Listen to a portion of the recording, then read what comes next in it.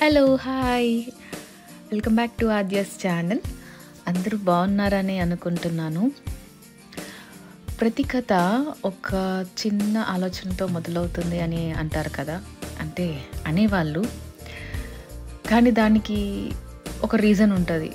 ఎందుకు చెప్తున్నా అంటే, ఒకప్పుడు మనం ఒక డెసిషన్ తీసుకున్నది ఇప్పుడు నెరవేరితే ఆ థ్రిల్ చాలా బాగుంటుంది. నేను కూడా అలానే ఒకప్పుడు ఒక డెసిషన్ తీసుకున్నాను. ఏంటంటే ఫారెన్ వెళ్ళాలి, జాబ్ చేయాలి అని చాలా డ్రీమ్స్ పెట్టుకొని ఉన్నాను. కానీ ఈరోజు నేను సాధించాను అనే ఒక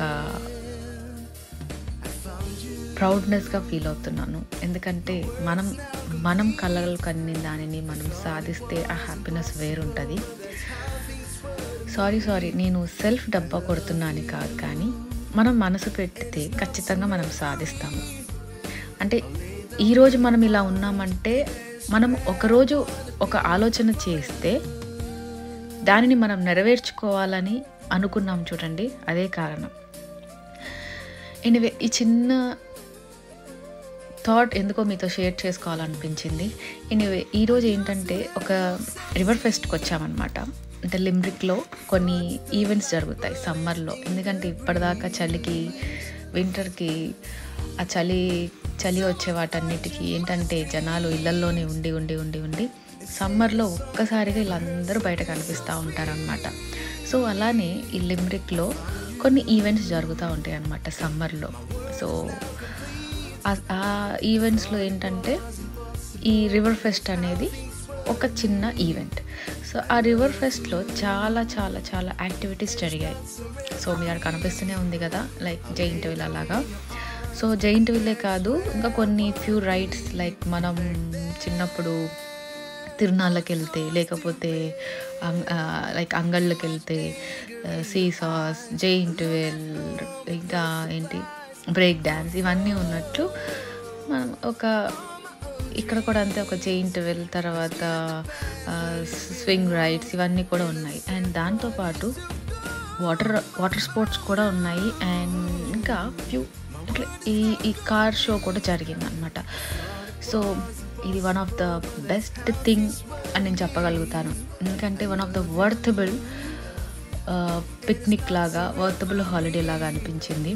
దీని ఎంట్రీ ఫీజు మనము €15 పే చేయాలి. అంటే జస్ట్ ఎందుకంటే different types of cars in the world, from long back నుంచి, చాలా ఇయర్స్ నుంచి మనం ఎప్పుడు చూడలేనివి. సో డిఫరెంట్ కార్స్ మనకి ఇది షో పెట్టారు. And I felt very very very happy. ఎందుకంటే ఇలాంటివి నా జీవితంలో నిజంగా ఒరిజినల్గా నేను పట్టుకుంటానా, ఈ ఫెరారీ కానీ, లంబోర్గిని కానీ. సో ఇలాంటి కార్స్ మనం ఎప్పుడు కూడా, అంటే నేనైతే పట్టుకోలేనేమో నా హ్యాండ్స్తోని. సో అండ్ కార్సే కాదు, చాలా బైక్స్ కూడా ఉన్నాయి. సో ఆ బైక్స్ కూడా మెయిన్గా రాయల్ ఎన్ఫీల్డ్ స్టార్టింగ్లో ఇలా ఉండేవా అని అనిపించింది అనమాట. సో చూడండి బైక్స్ ఎలా ఉన్నాయో. సో అసలు చూడగానే ఒకసారి వెనక్కి వెళ్ళిపోయి, ఇది ఎక్కడో చూసినట్టుంది, చిన్నప్పుడు మా తాత వాడేవాడే అన్నట్టుగా మళ్ళీ ఒకసారి వెనక్కి వచ్చి మళ్ళీ చూశాను. So different types of royal Enfields, అది ఎలాంటి, అంటే ఈచ్ డికేడ్లో ఎలాంటి మోడిఫికేషన్స్ చేశారో క్లియర్గా అక్కడ కనిపించింది అనమాట. అండ్ దాని సౌండ్స్, లైక్ బుల్లెట్ అంటేనే సౌండ్స్. సో ఆ రాయల్ ఎన్ఫీల్డ్కి వచ్చే డిఫరెంట్ సౌండ్స్ మనకి చూసాము.